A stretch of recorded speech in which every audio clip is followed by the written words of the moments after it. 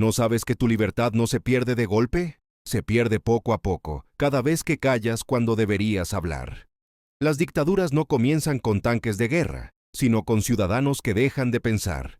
Esto no es sobre Hitler o sobre la guerra. Esto es la confesión de un hombre común y corriente que estuvo allí, vivió y observó todo en primera persona. Nos cuenta cómo su país, uno de los más cultos y educados del mundo, se hundió sin ruido en la barbarie, sin que casi nadie hiciera nada. Millones de personas entregaron su libertad sin darse cuenta. El escritor Sebastian Haffner no escribió con odio ni con heroísmo. Lo hizo con tristeza, con vergüenza y con una pregunta que aún hoy nos sigue persiguiendo. ¿Cómo es posible que una nación entera se rindiera sin luchar? En su libro, Historia de un alemán, Sebastian Haffner nos cuenta que todo aquello comenzó con alegría. Cuando estalló la Primera Guerra Mundial, Alemania entera se lanzó a las calles festejando, celebrando como si la guerra fuera una fiesta. El país entero creyó que estaba viviendo una aventura gloriosa. Había entusiasmo patriótico, euforia y sensación de unidad.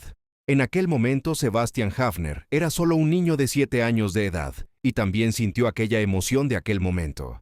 En ese tiempo nadie entendía el horror de la realidad, hasta que cayeron en cuenta que ya estaban sufriendo por el hambre, ya estaban derrotados y sometidos, y el pueblo estaba lleno de miedo.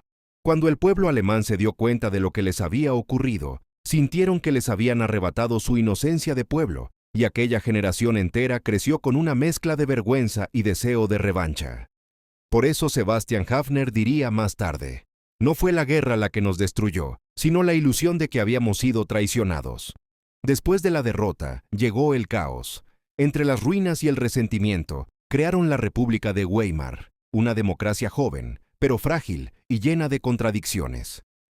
Sebastian Haffner recuerda que las personas disfrutaban de la libertad, el arte, y a la misma vez había una gran inflación. El dinero perdía valor cada día. Era difícil adquirir las cosas necesarias, inclusive conseguir los alimentos. Era muy costoso debido al aumento de la inflación. Había pobreza y miedo. Aún así, en aquel entonces la gente no entendía qué era la democracia. La veían como un sistema débil e inútil. Los políticos parecían payasos. No había seriedad para afrontar la grave situación.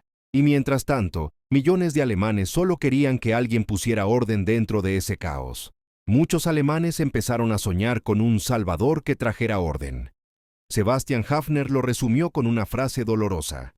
En esos años, los alemanes dejaron de creer en la libertad y empezaron a soñar con el látigo.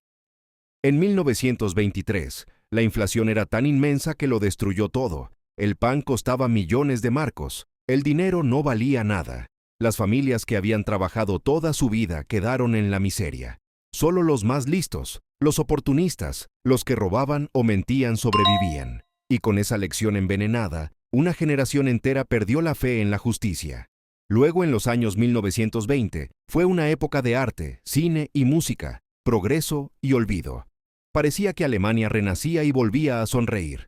Pero eso era una alegría superficial. Debajo de esa alegría, había resentimiento. La gente bailaba sobre un volcán a punto de hacer erupción. Y ese volcán explotó en 1930, cuando la crisis mundial trajo de vuelta el desempleo, el hambre, el miedo, el rencor. El terreno estaba listo para el nacimiento del monstruo del bigote. En ese momento Alemania parecía libre, pero bajo esa libertad latía un miedo profundo. Había miedo al cambio, miedo al otro, miedo al futuro. Y ese miedo fue el terreno perfecto para el nacimiento del nazismo. Con la crisis, los nazis encontraron su oportunidad para entrar en acción. Prometían orden, unidad, orgullo y muchas personas les creyeron. Las calles se llenaron de uniformes, marchas y símbolos. La violencia era parte del día a día. La política se convirtió en un espectáculo. Sebastian Haffner recuerda que todo parecía un juego, hasta que ya no lo fue. Con la crisis del año 1929, el desempleo y la desesperanza abrieron la puerta al fanatismo. Haffner vio cómo los que eran amigos y vecinos comenzaron a hablar de Hitler con esperanza en que él traería soluciones. No eran personas malas, solo eran personas normales buscando una salida. Y así, poco a poco, el odio se volvió costumbre. El 30 de enero de 1933, cuando Hitler fue nombrado canciller, llegó al poder legalmente. No fue por un golpe de Estado, no hubo resistencia de parte del pueblo. Muchos pensaron que no duraría. Pero duró. y cambió la historia para siempre.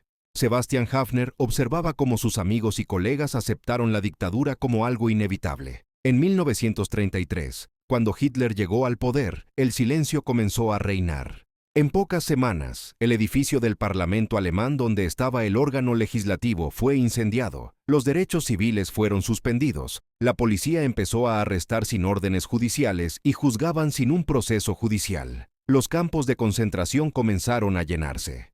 Tras el incendio del Reichstag, las libertades desaparecieron una a una. Nadie protestó. Algunos se alegraron, otros callaron. Los jueces, los maestros, los periodistas, todos juraron lealtad al Führer, y los pocos que no lo hicieron, fueron silenciados. Haffner escribió: «La libertad no fue robada, fue entregada, como si fuera un peso que ya no queríamos cargar. Lo más impactante no fue la violencia, fue el silencio. Los vecinos dejaron de hablar, los amigos se evitaban, todos fingían no ver, el país entero bajó la cabeza». Sebastian Haffner escribió: «Alemania no fue conquistada, se rindió sola, no a un ejército, sino a un estado de ánimo. La verdadera derrota no había sido política, la derrota fue espiritual. Perdieron la libertad el día en que decidieron no pensar». Hasta ese momento Sebastian Haffner no se exilió físicamente, pero sí se exilió en su interior. Haffner decidió resistir, pero desde dentro. No levantó armas, dejó de participar, se refugió en su conciencia, en sus pensamientos. Mientras su país se hundía en la oscuridad, se prometió a sí mismo no colaborar con el mal, aunque eso significara vivir en soledad. Sebastian Haffner no soportó más, y en 1933 se alejó de la vida pública, y poco después, de su tierra natal, Alemania. Desde su exilio en Inglaterra escribió estas memorias en 1939, como una autopsia moral de un país que se dejó devorar por su miedo y su comodidad. Este libro es una advertencia para nuestros días en la actualidad.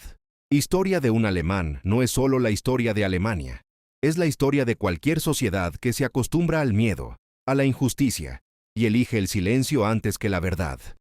Las dictaduras no llegan de golpe, llegan paso a paso, disfrazadas de seguridad, de orden y de patria.